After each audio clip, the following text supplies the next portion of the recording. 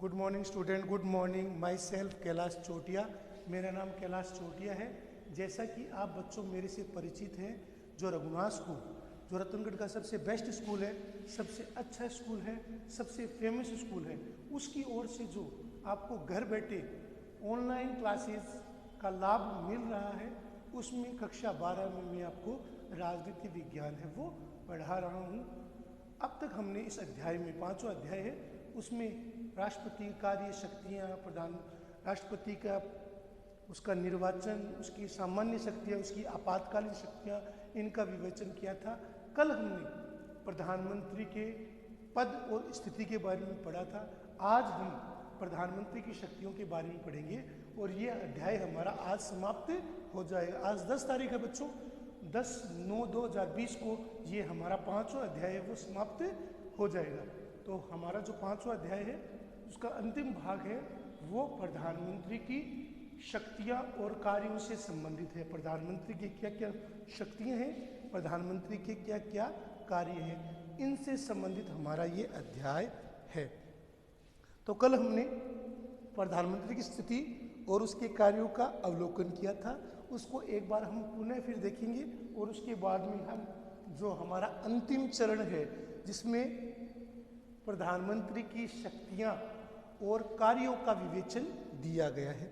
जैसे कि बच्चों आपको पता है, हमारे देश में, भारत में प्रधानमंत्री सबसे महत्वपूर्ण संस्थाओं में से एक है। भारत में संसदीय व्यवस्था है बच्चों।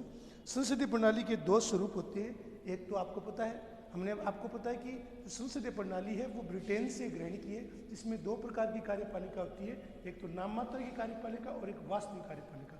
नाम मात्र की कार्यपालिका होता है उसका प्रमुख राष्ट्राध्यक्ष होता है, जबकि वास्तविक कार्यपालिका होती है उसका नेतृत्व है वो प्रधानमंत्री करता है। जैसा कि भारतीय संविधान के अनुच्छेद 53 में कहा गया कि संघ की समस्त कार्यपालिका शक्ति है वो राष्ट्रपति में निहित होगी। हमारे संविधान के अनुच्छेद 53 में, तो ध्यान से समझना है बेनीवाल जी, अमित शाह, इसके अलावा भवानी शंकर जिनका नाम मुझे ध्यान है वो उनका बता रहा हूँ कि आपको ध्यान से समझना है, इसको सुनना है आपको ध्यान से, और इनके जो अनुच्छेद है वो ध्यान में रखनी है, ठीक है ना। इसके अलावा भूपेंद्र, आपको भी ध्यान में रखना है। तो संघ की अनुच्छेद 53 कहते हैं संघ की कार्यपालिका शक्ति है वो राष्ट्रपति के पास होगी, जिसका प्रयोग या तो वह स्वयं या अपने अधीनस्थ अधिकारियों के माध्यम से करेगा। यह अनुच्छेद 53 में कहा गया है कि संघ की समस्त कार्यपालिका शक्ति राष्ट्रपति में निहित होगी, जिसका प्रयोग वह स्वयं अपने अधीनस्थ अधिकारियों के माध्यम से करेगा। संविधान के अनुच्छेद 74 में कहा गया है कि राष्ट्रपति की सहायता के लिए एक मंत्रिपरिषद होगी, जिसका मुखिया प्रधानमंत्री होगा और राष्ट्रपति उस मंत्रिपरिषद की सलाह के अनुसार कार्य करेगा। इस प्रकार अनुच्छेद 74 के अनुसार राष्ट्रपति की स्वतंत्र कार्यपालिका शक्ति नहीं होगी, वह अपनी शक्तियों का प्रयोग है वो स्वतंत्र नहीं कर सकता, वह प्रधानमंत्री और मंत्रिपरिषद की सलाह मानने के लिए सामान्यतः बाध्य है। जैसा आपको बच्चों कहा गया है कि भारत में संसदीय प्रणाली का ये व्यवस्था की गई, जिसके अंतर्गत राष्ट्रपति व प्रधानमंत्री और मंत्रिपरिषद की सलाह मानने के लिए बाध्य होता है। हमारे यहाँ पर संसदीय व्यवस्था का प्रावधान किया गया है। संसदीय व्यवस्था में दोहरी कार्यपालिका होती है, नाम मात्र की कार्यपालिका और वास्तविक कार्यपालिका। नाम मात्र की कार्यपालिका और वास्तविक कार्यपालिका। नाम मात्र की कार्यपालिका प्रधानमंत्री में निहित है, जबकि वास्तविक कार्यपालिका, नाम मात्र की कार्यपालिका राष्ट्रपति में निहित है, जबकि वास्तविक कार्यपालिका शक्ति प्रधानमंत्री और मंत्रिपरिषद में है। हमारी संसदीय प्रणाली में वेस्टमिनिस्टर प्रणाली के मॉडल पर आधारित है। इसके अनुसार समस्त कार्यपालिका शक्ति का वास्तविक प्रयोग है वह वही करता है। वेस्टमिनिस्टर प्रणाली, हमारे भारत में जो संसदीय प्रणाली है वो वेस्टमिनिस्टर प्रणाली के अंतर्गत है। ब्रिटेन की जो वेस्टमिनिस्टर प्रणाली है उसके अंतर्गत हमारे देश में संसदीय प्रणाली का गठन किया गया है, जिसके तहत जो नाम मात्र की वास्तविक कार्यपालिका है वो नाम मात्र के रूप में उनकी शक्तियों का प्रयोग करता है, जबकि वास्तविक कार्यपालिका है वो उसकी शक्तियों का प्रयोग है प्रधानमंत्री और उसका मंत्रिमंडल ही करता है। तो प्रधानमंत्री और उसका मंत्रिमंडल ही सर्वे सर्वा होता है, प्रधानमंत्री और उसका मंत्रिमंडल ही वास्तविक कार्यपालिका कहलाता है। वर्तमान पहले हमारे देश के पहले प्रधानमंत्री बेटा कौन थे? जवाहरलाल नेहरू। जबकि वर्तमान में जो प्रधानमंत्री वो कौन है? श्रीमान नरेंद्र दामोदर दास मोदी, जो भारत के प्रधानमंत्री। प्रधानमंत्री की पद की शक्तियां व प्रतिष्ठा काफी हद तक उसको धारण करने वाले व्यक्ति, प्रधानमंत्री की पद की प्रतिष्ठा और उसका वैभव उसको धारण करने वाले के व्यक्तित्व, उसके कृतित्व पर निर्भर करते हैं। प्रधानमंत्री के पद की शक्तियां हैं उसके व्यक्तित्व पर निर्भर करती है। यदि प्रधानमंत्री का व्यक्तित्व शानदार है तो प्रधानमंत्री के पास सर्वोच्च शक्तियां आ जाती है। भारत में हमने पंडित नेहरू, श्रीमती इंदिरा गांधी और नरेंद्र मोदी जैसे शक्तिशाली प्रधानमंत्री हुए। तो मिलीजुली सरकारों के अंतर्गत जो मिलीजुली सरकारें थी उसमें इंद्र कुमार गुजराल और एच.डी. देवगौड़ा जैसे कमजोर प्रधानमंत्री भी देखे हैं। तो हम संसदीय प्रणाली में यदि जिस दल को बहुमत मिलता है बच्चों, जिस दल के पास बहुमत होता है उस दल के प्रधानमंत्री की स्थिति हमेशा मजबूत होती है। और यदि मिलीजुली सरकार होती है, कोएलिशन गवर्नमेंट होती है, उसमें प्रधानमंत्री की स्थिति बच्चों प्राय कमजोर ही रहती है। तो वर्तमान में हमारे देश में जो 2 चुनाव हुए हैं, 2014 और 2019 का चुनाव हुआ है, उसमें जो भाजपा के नेतृत्व में जो एनडीए उसको पूर्ण बहुमत मिला है, बीजेपी को पूर्ण बहुमत मिला है, जिसके तहत जो प्रधानमंत्री की स्थिति है, जो प्रधानमंत्री की जो स्थिति है वो बहुत मजबूत है। जबकि जो कोएलिशन गवर्नमेंट थी अभी तक उसमें प्रधानमंत्री की स्थिति थी वो बहुत कमजोर थी। जैसा कि आपको बच्चों पता है हमारे देश में मिलीजुली सरकारें भी रही है जिसमें एच.डी. देवगढ़ और इंद्र कुमार गुजराल जैसे कम शक्तिशाली प्रधानमंत्री भी हुए हैं। तो सबसे पहले अब उसकी स्थिति के बारे में मंत्रिपरिषद की रचना। भारतीय संविधान का अनुच्छेद 74 कहता है कि प्रधानमंत्री की नियुक्ति राष्ट्रपति की सलाह से की जाएगी। प्रधानमंत्री की नियुक्ति वो राष्ट्रपति करता है और प्रधानमंत्री उन मंत्रियों की सूची देता है जिसको राष्ट्रपति है वो मंत्री बनाता है। संविधान का अनुच्छेद 74 है वो इस बात को कहता है कि प्रधानमंत्री की नियुक्ति राष्ट्रपति के द्वारा की जाती है और अन्य मंत्रियों की नियुक्ति राष्ट्रपति प्रधानमंत्री की सलाह से राष्ट्रपति करता है। प्रधानमंत्री की नियुक्ति जैसा कि अनुच्छेद 75 में कहा गया कि उस व्यक्ति को प्रधानमंत्री नियुक्त किया जाता है जिसे सामान्यतः लोकसभा में बहुमत होता है या लोकसभा में बहुमत दल का नेता होता है, उसे प्रधानमंत्री नियुक्त किया जाता है। हमारे देश में अनुच्छेद 75 के अनुसार जो व्यक्ति लोकसभा में बहुमत दल का नेता होता है उसे ही प्रधानमंत्री के रूप में नियुक्त किया जाता है। जो व्यक्ति बहुमत दल का नेता होता है उसे सामान्यतः प्रधानमंत्री बनाया जाता है। यदि लोकसभा में किसी एक दल को बहुमत मिलता है तो उस प्रधानमंत्री की स्थिति है वो बहुत मजबूत रहती है और यदि मिलीजुली सरकार होती है तो प्रधानमंत्री की स्थिति है वो कमजोर होती है। वर्तमान में एनडीए राष्ट्रीय जनतांत्रिक गठबंधन है, उसमें बीजेपी उसके पास खुद के पास 303 सीटें, उसे सहयोगियों की जरूरत नहीं है लेकिन उसने अपने सहयोगियों को ले रखा है। इसी प्रकार जो इससे पहले यूपीए था उसमें किसी एक दल को बहुमत नहीं मिला था, उसमें जो सरकार थी वो मिलीजुली सरकार थी। इसी कारण प्रधानमंत्री मनमोहन सिंह की स्थिति उतनी मजबूत नहीं थी जितनी कि वर्तमान प्रधानमंत्री नरेंद्र मोदी की स्थिति है। तो प्रधानमंत्री की स्थिति भी लोकसभा में बहुमत पर निर्भर करती है। यदि लोकसभा में दल को विशेष को बहुमत होता है तो प्रधानमंत्री की स्थिति मजबूत होती है। यदि दल विशेष को बहुमत नहीं होता और मंत्री मिलीजुली सरकार होती है तो प्रधानमंत्री की स्थिति बच्चों सामान्यतः कमजोर ही रहती है, सामान्यतः कमजोर ही रहती है। जिसे लोकसभा में बहुमत का समर्थन होता है, यदि किसी एक पार्टी को लोकसभा में बहुमत प्राप्त नहीं होता है तो राष्ट्रपति सबसे बड़ी राजनीतिक पार्टी के नेता को सरकार बनाने के लिए आमंत्रित करता है और उसे कुछ दिनों का मौका देता है जिससे कि वह अपना बहुमत साबित कर सके। कुछ दिनों का मौका देता है जिससे कि वह अपना बहुमत है वो बहुमत का परीक्षण कर सकता है। तो हमारे देश में यही व्यवस्था है जिसके तहत लोकसभा में बहुमत दल का जो नेता है उसे प्रधानमंत्री के रूप में नियुक्त किया जाता है और उसे बहुमत साबित करने के लिए कुछ दिनों का समय दिया जाता है जो कि एक औपचारिकता मात्र है। यदि किसी के पास बहुमत है और उसे बहुमत साबित करने के लिए कहा जाता है तो वो एकमात्र औपचारिकता रह जाती है। मंत्रियों की नियुक्ति और विभागों का आवंटन। भारतीय संविधान के अनुच्छेद 75 के अंतर्गत प्रधानमंत्री की नियुक्ति वह मंत्रिमंडल के अन्य सदस्यों की नियुक्ति करता है, वह मंत्रियों के विभागों का आवंटन करता है। प्रधानमंत्री अपने साथी मंत्रियों की सूची राष्ट्रपति को भेजता है और राष्ट्रपति उसे मंजूरी देता है। जैसा कि आपको पता है कि वर्तमान में प्रधानमंत्री नरेंद्र मोदी सहित कुल है वो 70 से अधिक मंत्री है, वो विशाल मंत्रिपरिषद है। मंत्रियों के प्रकार जैसा आपको पता है कि मंत्रियों के 3 प्रकार होते हैं, कैबिनेट मंत्री, राज्य मंत्री और उपमंत्री। कैबिनेट मंत्री, राज्य मंत्री और उपमंत्री, ये 3 प्रकार के मंत्री हैं।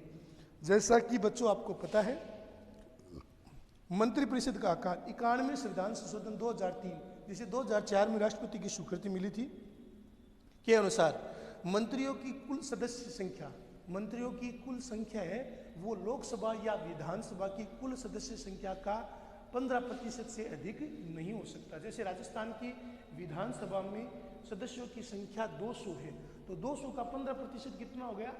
30। उसी प्रकार लोकसभा में सदस्य संख्या 545 है, उसका 15% कितना हो गया? करीब 81 हो गया। करीब 81 मंत्री है वो केंद्र में मंत्री बन सकते हैं, जबकि राजस्थान में मंत्रियों की संख्या है वो 30 हो सकती है। राजस्थान में मंत्रियों की संख्या कितनी हो सकती है? 30। इस प्रकार वर्तमान में केंद्र सरकार में मंत्रियों की संख्या करीब 70 से ऊपर है, जो निर्धारित सीमा के निकट है। कार्यकाल संविधान के अनुच्छेद 75 में कहा गया है कि सभी मंत्री राष्ट्रपति के प्रसाद पर्यंत अपने पद पर रह सकते हैं। प्रधानमंत्री और मंत्रिपरिषद उस समय तक अपने पद पर रहते हैं जब तक कि उन्हें लोकसभा में विश्वास होता है, जब तक कि उन्हें लोकसभा में बहुमत मिलता है तब तक वो अपने पद पर रह सकते हैं। साधारणतः मंत्रिपरिषद का कार्यकाल लोकसभा के कार्यकाल के साथ ही चलता है। मंत्रिपरिषद का कार्यकाल है वो लोकसभा के कार्यकाल के साथ ही चलता है, और यदि लोकसभा को समय से पहले भंग कर दिया जाता है तो प्रधानमंत्री का स्वतः इस्तीफा हो जाता है। तो यदि सरकार के विरुद्ध अविश्वास प्रस्ताव पारित हो जाता है, सरकार के प्रति अविश्वास प्रस्ताव आ जाता है, तो प्रधानमंत्री को अकेले को त्यागपत्र की देने की जरूरत होती है, और प्रधानमंत्री का त्यागपत्र है वो संपूर्ण मंत्रिमंडल का त्यागपत्र है वो माना जाता है। प्रधानमंत्री की भूमिका के बारे में, प्रधानमंत्री मंत्रिपरिषद और लोकसभा दोनों का नेता होता है। आपको पता है लोकसभा में बहुमत दल का नेता होता है और मंत्रिपरिषद का भी नेता होता है। वह राष्ट्रपति और मंत्रियों के बीच में कड़ी का काम करता है। वह मंत्रिपरिषद द्वारा लिए गए समस्त निर्णयों को राष्ट्रपति से अवगत कराता है। संघ सरकार के प्रशासन और विधायी प्रस्तावों की जानकारी राष्ट्रपति तक पहुंचाता है। विभागों का आवंटन, जैसा कि बच्चों आपको बताया गया है, मैंने बताया है, प्रधानमंत्री अपने साथी मंत्रियों को विभागों का बंटवारा करता है, साथ ही विभिन्न कार्यालय और विभागों में काम का बंटवारा करता है। प्रधानमंत्री कैबिनेट सचिवालय के माध्यम से विभिन्न मंत्रियों की विभागों का बंटवारा करता है। मंत्रालयों का प्रभारी, प्रधानमंत्री कुछ विभागों का अपने पास रखता है जिनका आवंटन वह मंत्रियों के बीच नहीं करता है। साधारणतः वह अपने पास विशेष विभागों का प्रभार रखता है। मंत्रिमंडल का नेता, प्रधानमंत्री आपको पता है कैबिनेट में विभिन्न बैठकों का आह्वान करता है। कैबिनेट की विभिन्न बैठकों की अध्यक्षता है वो प्रधानमंत्री ही करता है। कैबिनेट की विभिन्न बैठकों की अध्यक्षता है वो प्रधानमंत्री के द्वारा ही की जाती है। वह मंत्रिपरिषद की बैठकों की अध्यक्षता किया करता है, और कैबिनेट के जो निर्णय होते हैं वो कहते हैं गोपनीयता की शपथ। तो गोपनीयता का मतलब है कि जो मंत्रिमंडल के जो निर्णय होते हैं वो गुप्त रखे जाते हैं, वो उजागर नहीं होते। संसद और कैबिनेट के बीच में कड़ी का काम करता है। प्रधानमंत्री संसद और कैबिनेट के बीच में कड़ी का काम भी करता है।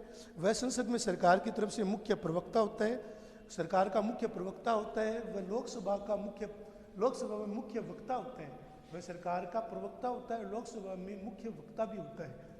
यानी कि किसी भी विषय के बारे में जो प्रधानमंत्री का जो भाषण होता है वो उसे ध्यान से सुना जाता है। प्रधानमंत्री के पद है वो अपने आप में विशेष होता है। वह लोकसभा में बहुमत दल का नेता होता है। वह सरकार का मुख्य वक्ता भी होता है, जिसे हम प्रवक्ता कहते हैं, या वक्ता या प्रवक्ता भी वह सरकार का होता है। साधारणतः वह महत्वपूर्ण नीतिगत निर्णय है वो लेता है। प्रधानमंत्री संसद में सामान्य महत्व की बहस में हस्तक्षेप करके सरकार की नीति को स्पष्ट करने में अपना हस्तक्षेप है वो करता है। तो इस प्रकार हम देखते हैं सरकारी प्रतिनिधि के रूप में कार्य करता प्रधानमंत्री विभिन्न प्रतिनिधि मंडल, जितने भी प्रतिनिधि मंडल है, उच्च स्तरीय बैठकों में और अंतर्राष्ट्रीय संगठन, जहाँ भी अंतर्राष्ट्रीय मंच होता है उसमें भारत का प्रतिनिधित्व करता है। चाहे संयुक्त राष्ट्र संघ हो, चाहे अन्य कोई भी मंच हो, तो वह भारत का प्रतिनिधित्व करता है। प्रधानमंत्री राष्ट्रीय महत्व के विभिन्न विषयों में और मुद्दों पर दूरदर्शन और रेडियो पर संबोधित करता है। जैसे हमारे देश के प्रधानमंत्री नरेंद्र मोदी है, वो रेडियो पर मन की बात करते हैं। रेडियो पर मन की बात के द्वारा अपनी बातों को वो स्पष्ट करते हैं। ये अपनी बातों को हर महीने वो जनता के सामने रखते हैं। तो आज हम बच्चों प्रधानमंत्री की शक्तियों और कार्यों के बारे में देखेंगे। तो भारत का प्रधानमंत्री है वो विश्व का सबसे ताकतवर राष्ट्राध्यक्ष होता है, सबसे ताकतवर नेता होता है, सबसे प्रमुख व्यक्ति होता है। तो जो भारत का प्रधानमंत्री है उसकी गिनती सबसे शक्तिशाली व्यक्तियों में से की जाती है। वह सब परम शक्तिशाली होता है, परम ताकतवर होता है। भारत, पहला पॉइंट है प्रधानमंत्री की शक्तियां। भारत का प्रधानमंत्री विश्व के शक्तिशाली शासनाध्यक्षों में से होता है। वह सरकार का मुखिया होता है। प्रधानमंत्री क्या होता है? सरकार का मुखिया होता है, जबकि राष्ट्रपति राष्ट्राध्यक्ष होता है। सरकार का मुख्य होता है, जबकि राष्ट्रपति है वो राष्ट्राध्यक्ष होता है। केंद्रीय मंत्रिमंडल और जो नीतिगत संस्थाओं से संबंधित निर्णय होते हैं वो उसी की देखरेख में लिए जाते हैं। प्रधानमंत्री नीति आयोग NITI नीति आयोग NITI नीति आयोग का अध्यक्ष होता है। नीति आयोग का वो अध्यक्ष भी होता है। प्रधानमंत्री सरकार का वास्तविक अध्यक्ष होता है। वास्तविक शक्ति है वो प्रधानमंत्री में निहित होती है। वास्तविक रूप से प्रधानमंत्री शक्तिशाली होता है। वह राष्ट्रपति अपने मंत्रियों की नियुक्ति करता है और उसके विभागों का आवंटन, परिवर्तन और उसके त्यागपत्र स्वीकार करने के लिए और अस्वीकार करने की सलाह देता है। वह विभागों का आवंटन करता है कि कौन से मंत्री को कौन सा विभाग देना है, आवंटन करता है। वह मंत्रियों का त्यागपत्र स्वीकार करता है और अन्य मंत्रियों को विभागों का बंटवारा है वो करता है। तो इस प्रकार हम देखते हैं कि प्रधानमंत्री है वो बहुत मजबूत होता है। भारत का प्रधानमंत्री सरकार का वास्तविक अध्यक्ष भी होता है। प्रधानमंत्री मंत्रिपरिषद की सभी बैठकों की अध्यक्षता करता है। चौथा, प्रधानमंत्री संसद के कार्य संचालन में नेतृत्व प्रदान करता है। सभी विधेयक उसी के निरीक्षण में तैयार किए जाते हैं। संसद में प्रधानमंत्री सरकार का मुख्य प्रवक्ता होता है। शासकीय नीति संबंधी घोषणा है वो प्रधानमंत्री के अधिकार क्षेत्र में ही आती है। तो इस प्रकार हम कह सकते हैं कि भारत का प्रधानमंत्री है वो बहुत सशक्त है, बहुत मजबूत है। वो नीति आयोग का भी अध्यक्ष है। वो जो योजना आयोग था उसका स्थान है वो नीति आयोग ने ले लिया, तो वह योजना आयोग या नीति आयोग का प्रमुख होता है। प्रधानमंत्री सरकार का वास्तविक अध्यक्ष होता है। वह राष्ट्रपति को अपने मंत्रियों की नियुक्ति और उसके विभागों की आवंटन, परिवर्तन और त्यागपत्र को स्वीकार करने की सलाह देता है। प्रधानमंत्री मंत्रिपरिषद की समस्त बैठकों की अध्यक्षता करता है और यह सुनिश्चित करता है कि मंत्रिपरिषद सामूहिक उत्तरदायित्व के सिद्धांत पर काम करे। वो चाहता है कि मंत्रिपरिषद है वो सामूहिक उत्तरदायित्व के सिद्धांत पर काम करे, सामूहिक उत्तरदायित्व के ढंग से, सही ढंग से कार्य है वो करे। वह केंद्र प्रशासन और विधान संबंधी प्रस्तावों के संबंध में कैबिनेट द्वारा लिए गए निर्णय को राष्ट्रपति पर समय समय पर सूचित करता है। वह मंत्रिपरिषद और राष्ट्रपति के बीच में कड़ी का काम भी करता है। तो प्रधानमंत्री है वो सरकार और राष्ट्रपति के बीच में कड़ी का काम करता है। वह मंत्रिपरिषद के निर्णयों से राष्ट्रपति को अवगत कराता है। यदि राष्ट्रपति कोई सूचना मांगना चाहता है तो प्रधानमंत्री से सूचना प्राप्त करता है। तो इस प्रकार राष्ट्रपति जो प्रधानमंत्री का पद है वो बहुत ही सर्वोच्च है, बहुत ही उच्च है। इसलिए जब हमारे देश में लंबे समय तक एक दल की सरकार रही थी और वर्तमान 2 चुनाव से भी एक दल की सरकार रही है, तो इन चुनावों के कारण प्रधानमंत्री की जो शक्ति, सत्ता, प्रतिष्ठा है उसमें अत्यंत वृद्धि हुई है। बहुत शक्तिशाली प्रधानमंत्री का पद है वो हो गया है। प्रधानमंत्री संसद के कार्य संचालन में नेतृत्व प्रदान करता है। किसी मंत्री द्वारा लिए गए निर्णय को प्रधानमंत्री राष्ट्रपति के कहने पर पुनर्विचार के लिए रख सकता है। किसी भी मंत्री द्वारा लिए गए निर्णय को यदि राष्ट्रपति कहे कि मंत्रिपरिषद में इस पर विचार किया जाए तो राष्ट्रपति कहने पर वह मंत्रिपरिषद में इस पर पुनर्विचार भी कर सकता है। राष्ट्रपति यदि किसी निर्णय के बारे में पुनर्विचार के लिए कहता है तो प्रधानमंत्री के नेतृत्व में मंत्रिपरिषद है वो उस पर पुनर्विचार है वो कर सकती है। प्रधानमंत्री के नेतृत्व में मंत्रिपरिषद है वो पुनर्विचार का काम भी करती है। तो इस प्रकार हम देख रहे हैं कि प्रधानमंत्री की पद और स्थिति है वो कितनी मजबूत है। प्रधानमंत्री संसद के कार्य संचालन में नेतृत्व प्रदान करता है। समस्त सरकारी विधेयक, मैंने आपको बताया ना, समस्त सरकारी विधेयक है वो उसी के निरीक्षण में तैयार किए जाते हैं और उसी के सलाह के अनुसार तैयार किए जाते हैं। वह अपने अधीन मंत्रियों में विभागों के कार्यों को भी देखभाल करता है। वह मंत्रियों के परस्पर उत्पन्न होने वाले मतभेदों को दूर करता है और मतभेदों को दूर करके वह मंत्रिपरिषद में एक तरीके से समन्वय स्थापित करता है। वह मंत्रियों के बीच में समन्वय लाता है, समन्वय स्थापित करता है, मंत्रियों के मतभेदों को दूर करता है और मंत्रियों के कार्यों में समन्वय स्थापित करता है। मंत्रियों के मतभेदों को दूर करके, उनके समस्याओं को दूर करके वह उनके कार्यों में परस्पर, मंत्रियों के कार्यों में परस्पर बच्चों समन्वय स्थापित करता है। तो प्रधानमंत्री वो समन्वय का कार्य भी बच्चों करता है। वह सभी महत्वपूर्ण जैसा कि बच्चों आपको बताया गया कि प्रधानमंत्री, संसद में प्रधानमंत्री सरकार का मुख्य प्रवक्ता होता है। सरकार का मुख्य प्रवक्ता कौन होता है? प्रधानमंत्री होता है। शासकीय नीति के संबंध में घोषणा है वह प्रधानमंत्री के द्वारा होती है। वह सभी महत्वपूर्ण नियुक्तियों के संबंध में राष्ट्रपति को परामर्श देता है, चाहे सर्वोच्च न्यायालय, उच्च न्यायालय के न्यायाधीशों के बारे में हो, चाहे चुनाव आयोग, विदेश सचिव, विदेशों में राजदूत, राज्यपालों की नियुक्ति के संबंध में जो भी निर्णय किए जाते हैं वो प्रधानमंत्री की सलाह से राष्ट्रपति के द्वारा ही किए जाते हैं। तो प्रधानमंत्री नियुक्ति के संबंध में राष्ट्रपति को सलाह देता है। नियुक्ति की क्रियाओं के संबंध में राष्ट्रपति को सलाह देना वो प्रधानमंत्री का कार्य होता है। वह नियुक्ति संबंधी कार्यों में राष्ट्रपति को सलाह देता है। राष्ट्रपति उसी की सलाह से, राष्ट्रपति है वो उसी की सलाह से नियुक्ति संबंधी कार्य करता है। वह राष्ट्रपति और मंत्रिपरिषद के बीच में कड़ी का काम करता है। जैसा आपको पहले बताया था कि राष्ट्रपति में मंत्रिपरिषद के निर्णयों के बारे में राष्ट्रपति को अवगत कराता है, और राष्ट्रपति यदि किसी विधेयक को या किसी निर्णय को पुनर्विचार के लिए करता है तो मंत्रिपरिषद में पुनर्विचार भी करता है। तो प्रधानमंत्री है वो मंत्रिपरिषद और राष्ट्रपति के बीच में बच्चों कड़ी का काम भी करता है। प्रधानमंत्री मंत्रिपरिषद और राष्ट्रपति के बीच में कड़ी का काम करता है। वह मंत्रिपरिषद के निर्णयों के बारे में और सरकार की नीतियों के बारे में राष्ट्रपति को सूचना देता है, राष्ट्रपति को सूचित करता है, और राष्ट्रपति द्वारा दिए गए सलाह को मंत्रिपरिषद के सामने रखता है। तो इस प्रकार हम कह सकते हैं कि राष्ट्रपति है वो प्रधानमंत्री और मंत्री, जो इस प्रकार हम कह सकते हैं कि प्रधानमंत्री है वो राष्ट्रपति और मंत्रिपरिषद के बीच कड़ी का काम करता है। राष्ट्रपति है वो प्रधानमंत्री और मंत्रिपरिषद के बीच में कड़ी की भूमिका है वो निभाता है। तो इस प्रकार हमने देखा बच्चों कि प्रधानमंत्री व राष्ट्रपति और मंत्रिपरिषद के बीच में कड़ी का काम भी करता है। राष्ट्रपति और मंत्रिपरिषद के बीच में कड़ी की भूमिका वो निभाता है। प्रधानमंत्री लोकसभा और राज्यसभा के बीच में संपर्क सूत्र का काम करता है। वह राष्ट्रपति के परामर्श देता है, वह राष्ट्रपति का परामर्श देता है कि संसद का सत्र कब बुलाना है, कब सत्रावसान करना है, कब अधिवेशन बुलाना है और कब लोकसभा को भंग करना है। तो वह राष्ट्रपति को सलाह देता है। राष्ट्रपति प्रधानमंत्री की सलाह से लोकसभा को या संसद का सत्र बुलाता है, स्थगित करता है, और लोकसभा को कब भंग किया जाए इसके संबंध में प्रधानमंत्री की राय है वो अंतिम होती है। प्रधानमंत्री राष्ट्रपति को सलाह देता है कि लोकसभा को भंग किया जाए या नहीं किया जाए। वह यह भी सुनिश्चित करता है कि कैबिनेट के निर्णय अनुसार कौन से विधेयक संसद में प्रस्तुत किए जाएं और विपक्ष के विरोध का किस प्रकार सामना किया जाए। वह यह भी निश्चित करता है कि कैबिनेट के निर्णय अनुसार कौन से विधेयक वो संसद में, कैबिनेट के निर्णय अनुसार किन विधेयक को संसद में प्रस्तुत किया जाए, किन विधेयक को संसद में प्रस्तुत नहीं किया जाए, कौन से विधेयक महत्वपूर्ण है, कौन से विधेयक है वो संसद में प्रस्तुत किए जाए। इसके मामले में प्रधानमंत्री का निर्णय है वो अंतिम होता है। और किस प्रकार विपक्ष के विरोध का सामना किया जाए।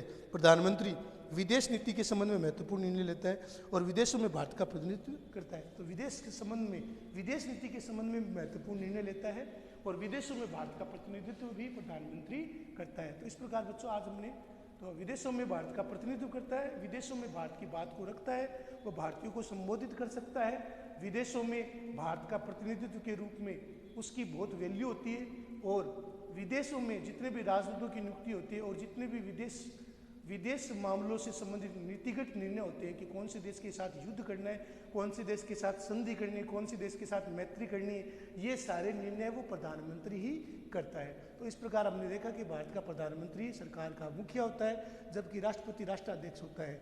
वह नीति आयोग का पदेन सभापति होता है। प्रधानमंत्री सरकार का वास्तविक अध्यक्ष होता है। प्रधानमंत्री मंत्रिपरिषद की सभी बैठकों की अध्यक्षता करता है। प्रधानमंत्री संसद के कार्य संचालन में नेतृत्व प्रदान करता है। सभी विधेयक उसी के निरीक्षण में तैयार होते हैं। संसद में प्रधानमंत्री सरकार का मुख्य वक्ता होता है। शासकीय नीति संबंधी निर्णय की घोषणाएं वो प्रधानमंत्री के अधिकार क्षेत्र में आती है। तो इस प्रकार हमारा जो ये अध्याय है वो आज समाप्त हो गया है। इस अध्याय से जुड़े हुए प्रश्न हैं वो आपको करने हैं, उनको लिखना है, उनको याद करना है। आज जो आपको मैंने नोट्स के रूप में समझाया है, इनको नोट्स को अच्छे से समझना है। अनुच्छेद चाहे 53 हो, अनुच्छेद इसके अलावा राष्ट्रपति की न्यूनतम आयु 35 हो, आपातकालीन शक्ति हो 352, 356, 360 के बारे में बताया है। संविधान में अनुच्छेद 75 बताया है, जिसमें बहुमत दल के नेता को प्रधानमंत्री नियुक्त करता है। 3 प्रकार के मंत्रिमंडल के बारे में बताया है। प्रधानमंत्री विदेश नीति के संबंध में आपको मैंने बताया है। विदेशों में भारत का प्रतिनिधित्व प्रधानमंत्री करते हैं। इस प्रकार मैंने आपको ये पूरा पाठ समझा दिया है। इसको बच्चों समझना है, इसको लिखना है, इसको याद करना है, इसके नोट्स आपको उतारने हैं। ठीक है, इसको लिखना है, याद करना है, इसके नोट्स उतारने हैं। ये आपका होमवर्क है। धन्यवाद।